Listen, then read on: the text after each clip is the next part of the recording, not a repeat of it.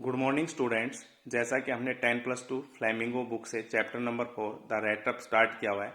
अब तक हमने पढ़ा था कि कैसे वो पैडलर जो है जिसने उसे क्रॉप्टर के 30 क्रोनर पैसे चुराए और कैसे उसने अपने आप को एक आयरन मिल में वो आया और तब आयरन मिल के मालिक वहां पहुंचता है और उसने उसके चेहरे को नजदीक से देखा। अब उससे आगे हम पढ़ रहे हैं।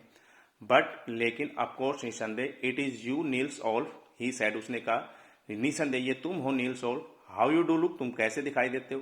The man with the red tops had never before seen the iron master at Ramso. उस चुएदानी वाले आदमी ने उस रामसो के आयरन मास्टर को इससे पहले कभी नहीं देखा था and did not even know, और वो यहां तक नहीं जानता था व्हाट हिज नेम वाज, उसका नाम क्या था। But it occurred to him that, लेकिन तभी उसे आभास हुआ या उसे विचार आया, इफ द फाइन जेंटलमैन, यदि ये भद्र पुरुष थोट सोचता है ही वाज एन ओल्ड एक्वेटेंस, कि वो उसका पुराना परिचित था, ही माइट प्रैप्स, तो संभवतः थ्रो हिम, वो उसे दे दे ए कपल ऑफ क्रोनर, कुछ कपल क्रोनर दे दे। क्रोनर क्या होता है मैंने पहले बताया था, ये करेंसी है, मुद्रा है। देयरफॉर, इसलिए he did not want to undeceive him all at once, इसलिए वो नहीं चाहता था उसी समय उसके सामने सारे भेद या रहस्य खोलना नहीं चाहता था। यस हाँ, गॉड नोज, भगवान जानता है, things have gone down hill with me, कि कैसे मेरे साथ चीजें बुरी होती चली गई। ही सेड, उसने कहा, you should not have resigned from the regiment, तुम्हें रेजिमेंट से त्याग पत्र नहीं देना चाहिए था। शेड द आयरन मास्टर, उस लोहे के आयरन मास्टर ने अर्थात उस मील के मालिक ने कहा, दैट वाज द मिस्टेक, यही गलती थी। If only I had still been in the service at the time, यदि उस समय मैं भी नौकरी पर होता, it never would have happen, तो ऐसा नहीं होता। वेल अच्छा, नाउ ऑफ कोर्स, अब निसंदेह, you will come home with me, तुम्हें मेरे साथ घर आना होगा। To go along up to the manor house, manor होता है सामंत, जमींदार, कहता है जमींदार के घर पर जाना, and be received by the owner, और वहां उस घर के मालिक द्वारा उसे like an old regimental comrade receive करना, एक पुराने रेजिमेंट के साथी के तौर पर रिसीव करना। That however did not please the Trump, उस आवारा को बिल्कुल भी अच्छा नहीं लग रहा था, अर्थात उसे पसंद नहीं कर रहा था। No I couldn't think of it, नहीं मुझे इसके बारे में नहीं सोचना चाहिए। ही सैड, उसने कहा, लुकिंग क्वाइट अलार्म, थोड़ा चौकन्ना होते हुए।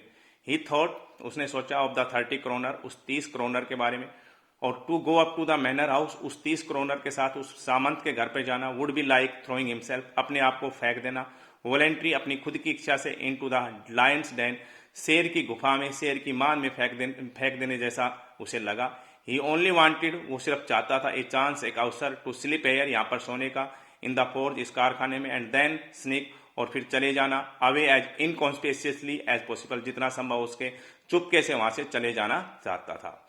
The iron master assumed that, the iron master को महसूस हुआ, ही फेल्ट इम्प्रेस, कि वो लज्जित हो रहा है, because of his miserable clothing, अपने बेकार कपड़ों की वजह से शायद उसे शर्मिंदा हो रहा है, इसलिए वो आने से मना कर रहा है। इसलिए उसने आगे क्या कहा, प्लीज डोंट थिंक दैट, इसलिए कृपया ऐसा मत सोचो, I have such a fine home, कि मेरे पास इतना सुंदर घर है, that you can not show yourself there, कि वहां तुम अपने आप को नहीं देख पाओगे या नहीं दिखा सकोगे। ही सैड, उसने कहा, एलिजाबेथ इज डेड, एलिजाबेथ मर गई है। एलिजाबेथ कौन है, उस आयरन मास्टर की wife. As you may already have heard, शायद इसके बारे में तुम पहले सुन चुके होंगे, माई बॉयज आर अब्रोड, मेरे लड़के विदेश में हैं, and there is no one at home except my oldest daughter and myself, और घर पर मेरे और मेरी बड़ी बेटी के अलावा कोई नहीं है।